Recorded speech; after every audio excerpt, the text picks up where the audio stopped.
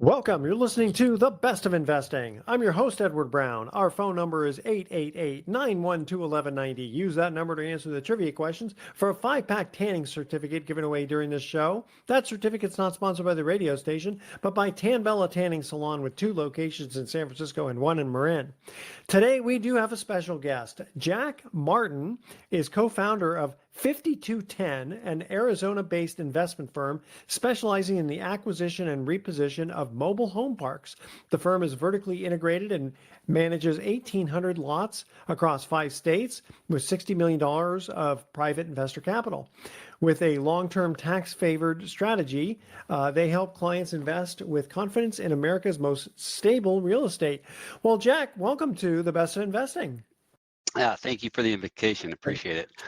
Sure thing. Okay, so interesting because I'm involved with not a mobile home park, an RV park where we have some mobile homes on it, but you're strictly doing mobile home parks, correct?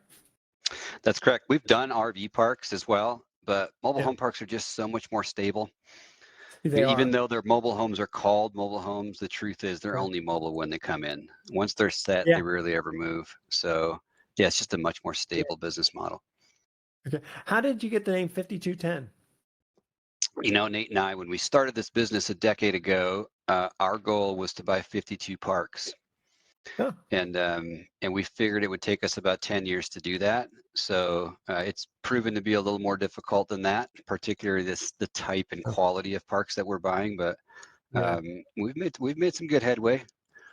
Okay. Because I know the rules are a little different. Maybe you can explain that. If from the standpoint of a foreclosure. So let's say I'm going to kind of get right into it, and then we'll backtrack and get into some of the other stuff. I'm really kind of curious about this myself. So you have a situation where call it a tenant comes in, and they're only leasing the land from you because they actually own the mobile home. So they're Yep. basically paying rent on the land, which gives them the water and sewer and all that fun stuff. So you guys charge them a monthly rent for that. And they'll usually either own their mobile home outright or they might have a loan with a bank on it. Correct. What happens if they don't make the monthly rent to you for the land? Yeah. So think about a mobile home park like a giant parking lot. Instead of Okay. parking cars, you're parking homes. And the same general principle would exist on a private parking lot. If you left your car there, eventually the parking lot owner would get it through abandoned title. In the mobile home park business, if somebody fails to pay the lot rent, they get evicted, just like any tenant would get evicted. But the penalty is the forfeiture of their home. So Now, we what end happens? up. Okay, but what happens if, let's say, the make it simple, the home is worth 100,000, and Yeah. they owe 90,000 against it with a bank? Yeah, well then that becomes the lender. The lender assumes ownership of the home, Okay. and now they owe us the lot rent. So that it rarely happens, but when a scenario like that occurs, lender usually calls us and says, "Hey guys, I don't want this home. Can you sell it for me, or can I sell it to you guys at a discount? You know, whatever Gotcha. whatever it's worth." Yeah. So our goal as the park owner is we want to keep homes there. I don't want to see them leaving. Yeah. No, of So course not. you know, we'll Yeah. we'll create some kind of agreement with the lender, and we'll solve that.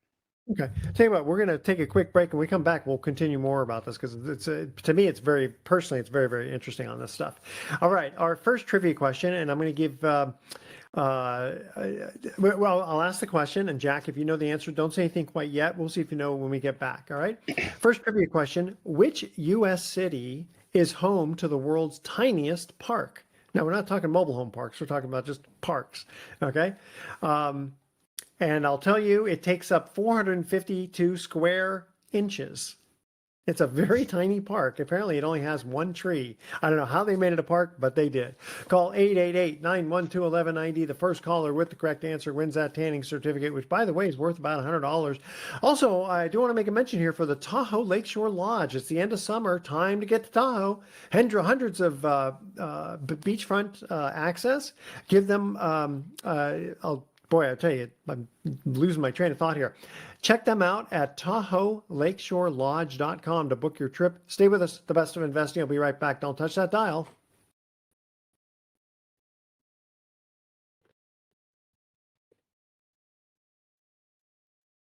Welcome back to The Best of Investing. I'm Edward Brown, along with my special guest, Jack Martin from 5210, talking about mobile home parks. Let's first answer our trivia question. Which U.S. city is home to the world's tiniest park?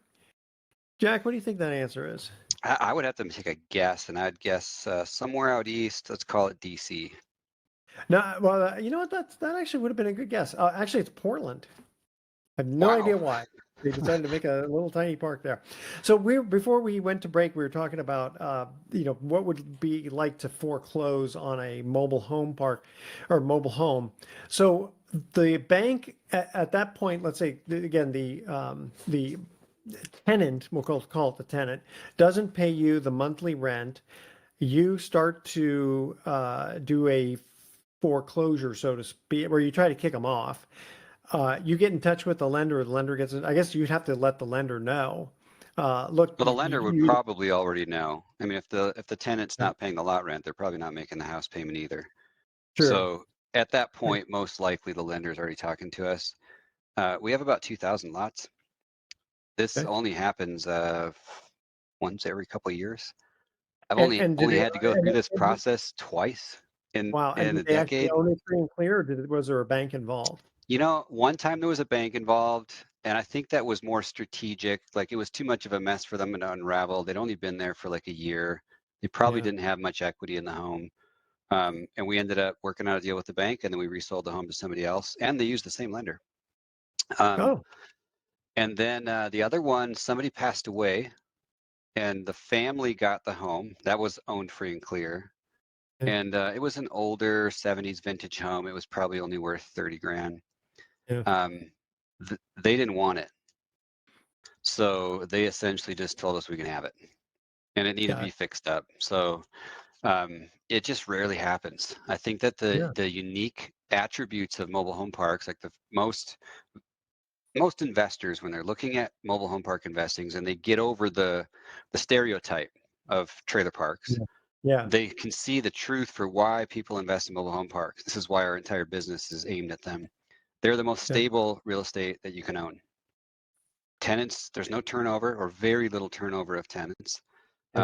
This idea of worst case scenario is pretty easily solved. It happens on occasion, but it's pretty rare.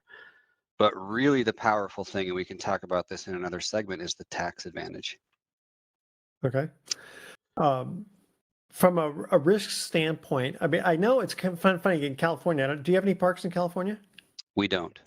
Okay, probably not a bad idea, only because like in Northern California, they were starting to get kind of frustrated because of the fact that they wanted to do rent control. Yeah. So rather than apartments, do you have rent control issues on any parks that you have? We specifically avoid states where rent control is present. Yeah.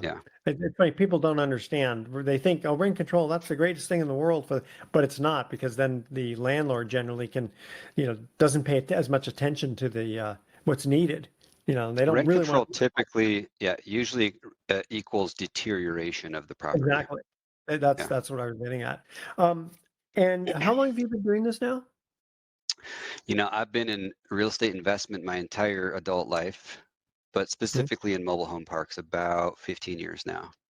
Okay. And you go to the public to get money, private investors, and do you put syndications together? We do. Yep. So we typically don't go to the public. All of our capital's been raised kind of word of mouth, networking, or people come hunt us down. So we're a little bit of a needle in a haystack the way we do our business, particularly with the tax strategy that we focus on. So it's nice being a unicorn. Yeah, let's have a little bit of the tax strategy talk. Go ahead, educate us on that. The current administration just brought back into law this year 100% bonus depreciation, and it's permanent. Mobile home parks are made up mostly of land improvements. So when you purchase a piece of real estate, you're able to take a passive loss, or essentially expense in the calendar year that you purchased the property, 100% of the property's value that falls under a 20-year life, it will last 20 years or less, right? So buildings are greater than that. So commercial buildings are 39 years, residential buildings are 27 and a half. But land improvements are 15 in the eyes of the IRS. So all of the land improvement value, which is about 70% of a mobile home park's value, can be expensed as bonus depreciation in the calendar year that you purchase it. And what if you're So a what does passive that? investor? Aren't Yeah, there yeah, you passive still get it. investor laws? Yep, yep. So as a passive investor, so our LPs are the ones who get this benefit. We're not Yeah, taking it, except for as our capacity as an LP. yeah, Um, but what that means to them is for every dollar they invest, they get at least $1 of loss. yeah. So people who are seeking to harvest tax losses that they can use against gains in their life, the mobile home parks is their best friend. Yeah, I can see exactly why that is for that exact reason. Because Mm-hmm. when you buy a commercial piece of property, 39 years, you've got to take off the land Yep. part, and yeah, we got that. Okay, tell you what, it goes fast. We have another commercial break here. Trivia question number 2: what is the largest lake in the world? Now, I'm going to give you a hint here because it technically is the name of it is a sea, not such and such lake like Tahoe Lake.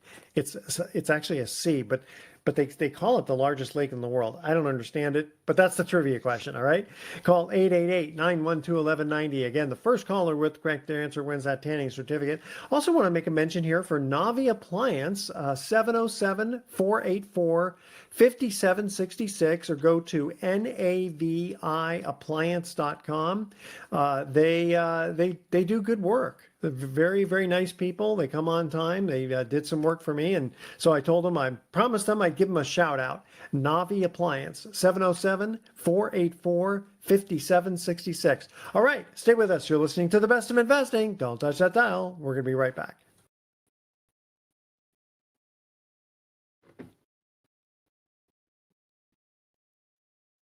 Welcome back to The Best of Investing. I'm Edward Brown, along with my special guest, Jack Martin from 5210, talking about mobile home parks. Trivia question number 2: what is the largest lake in the world? And I said it was a sea, actually, not a lake. What do you think?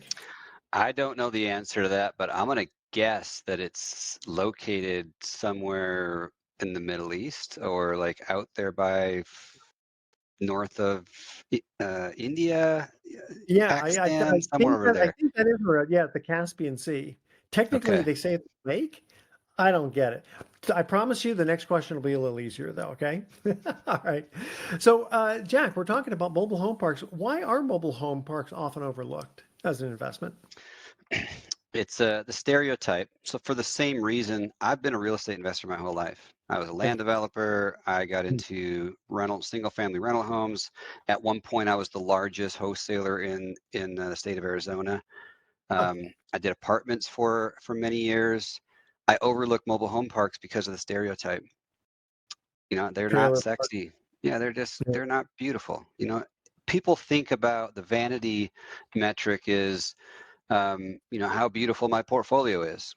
Where the truth is that the vanity metric ought to be how beautiful is the performance and the Yeah. stability and all those kind of things. So, Well, I'm gonna you, throw one other thing in here. I think some people also, if, as an investor, you'd say, well, mobile home parks are on the lower end, and so these people can't afford their monthly. They may not be able to afford their monthly rent, so there goes your cash flow because what options do you have? I mean, you can foreclose on the mobile home itself, and I don't know.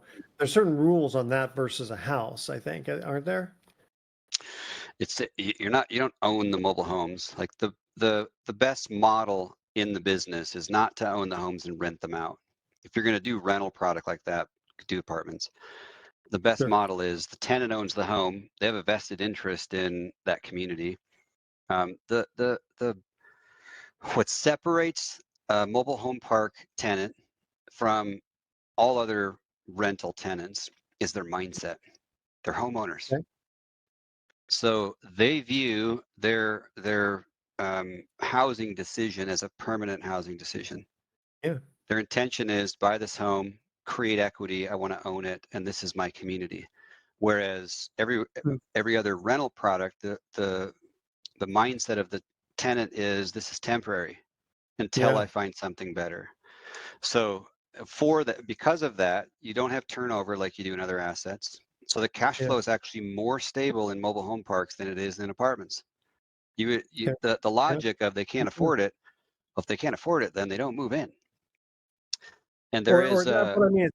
People run into hard times. They have medical issues or whatever. I mean, if sure, they stop paying, your only recourse is to repossess the home, so to speak, right?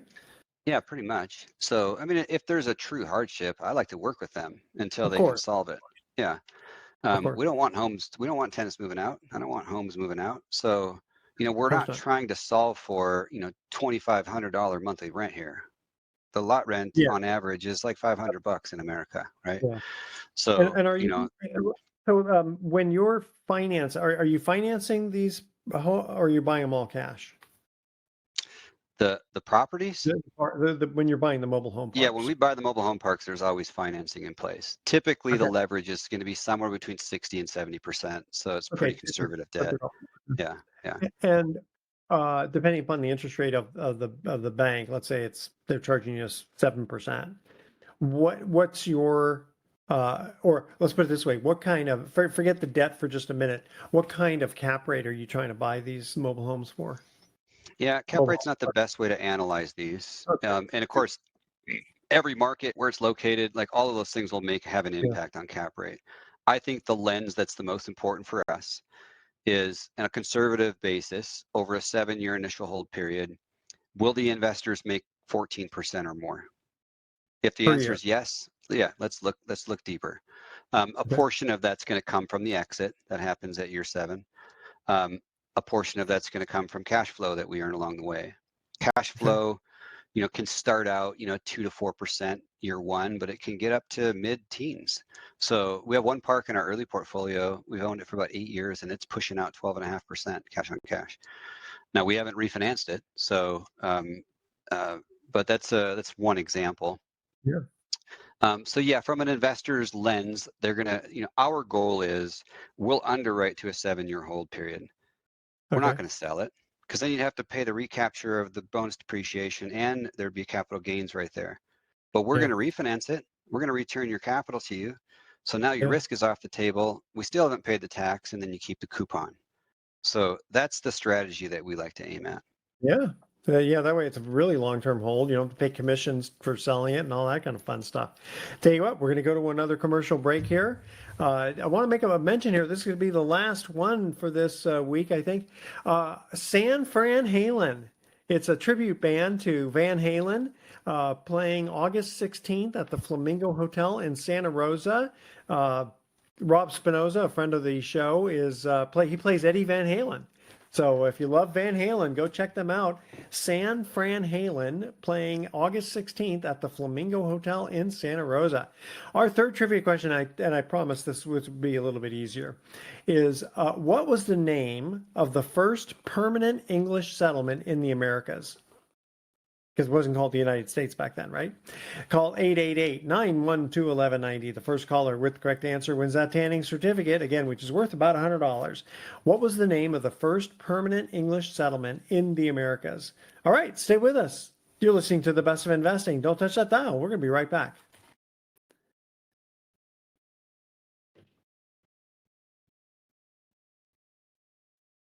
Welcome back to The Best of Investing one more time. I'm Edward Brown, your host, along with my special guest, Jack Martin of 5210, talking about mobile home parks. The third trivia question, what was the name of the first permanent English settlement in the Americas?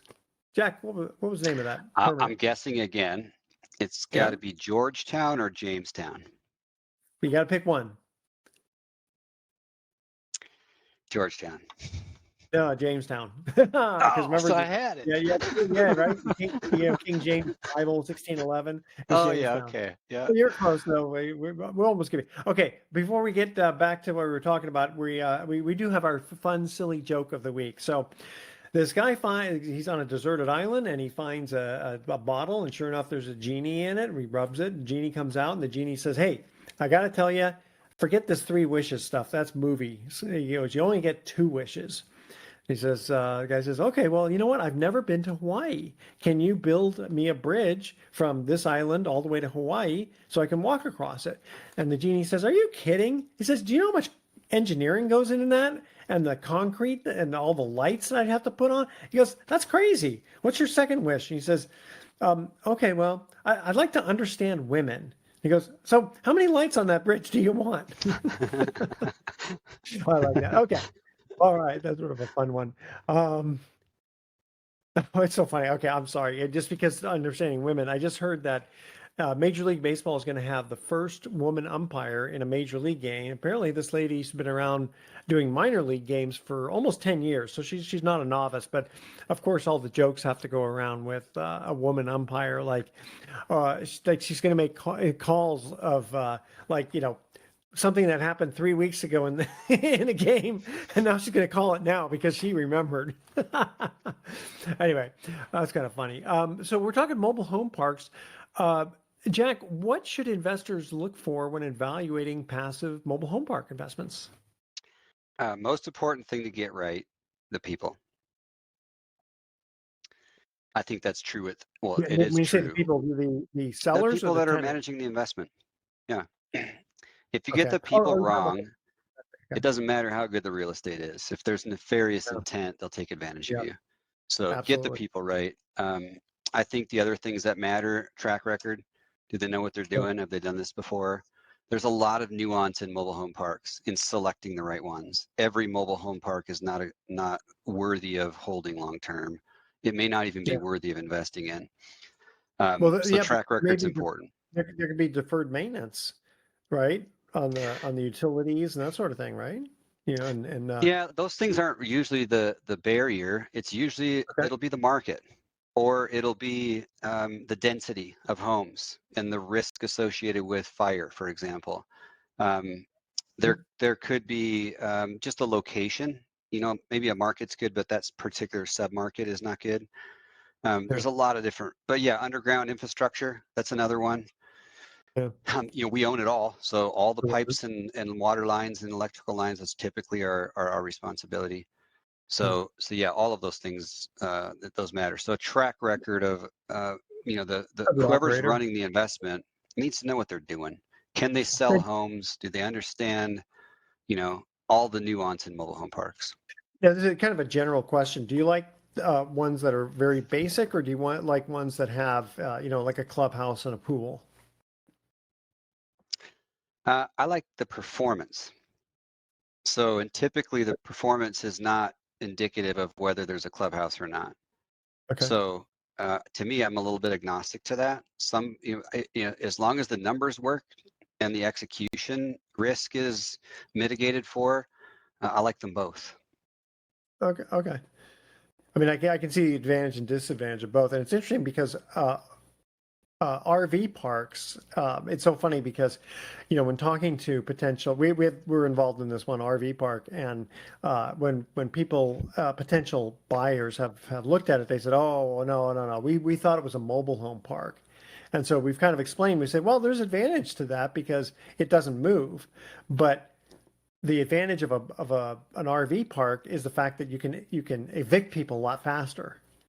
Because Yeah. they say, well, oh no, they get up and leave in the middle of the night with motorhome. And say, yeah, but it's a lot easier to get them out if they don't pay, versus if they don't pay on a mobile home park, you have to go through the normal process of foreclosure, eviction, et cetera. I mean, that could take a fair amount of time. Now Arizona's. Yeah. The Yeah, go ahead. Yeah. we've owned RV parks. We still have one. Okay. There's a permanent version of an RV park where they put park models in there. They're Yeah. miniature mobile homes. They're called park models, Yep. like 399 square foot, one bedroom, Yeah. they're almost like a tiny home. Cat. Yeah. The Yeah. pros and cons of RV parks is you can fill them up fast because you're not selling homes. People are bringing theirs, right? Yes. The cons is they can become empty really fast. Yeah. So I'll share a story with you. We bought a newer RV park that was developed during the GFC. The guy didn't finish it, lost it to the bank before he ever opened the doors for business. Then an investor bought that from the East Coast, and he hired some local talent to go through the process of finishing the project and then filling it up with RVs. We Okay. bought it from him as about 60% occupied. Mhm. We're local, so it's easier for us. Yeah. We went through, finished everything, state of the art, filled it up to average 95% occupancy, and then we sold it. We sold it right before COVID, so it was like February 2020. Okay. The gal who bought it from us was in a 1031 exchange. She paid cash Mhm. for it. Called us up, and 3 months later, it was 40% occupied. Because of COVID? RVs, because of COVID. So in that particular market, all the mines shut down. So this was in a mining town in Arizona. Oh. So all the workers that were living there while they're working on the mines Oh. left. Yeah. So they're both great because you can fill them up fast, but they're not stable. That's why we pivoted Yeah. away from those and went to just mobile homes. Just the mobile. So, Jack, we got to get to another break. How do people get a hold of you if they're interested in investing in mobile home parks? Go to our website, 5210.com. That's the number 52, TEN.com. All right, Go to the audience, stay contact with us. page and All right, audience, stay with us. The best of investing. We'll be right back with some closing comments. Don't touch that dial.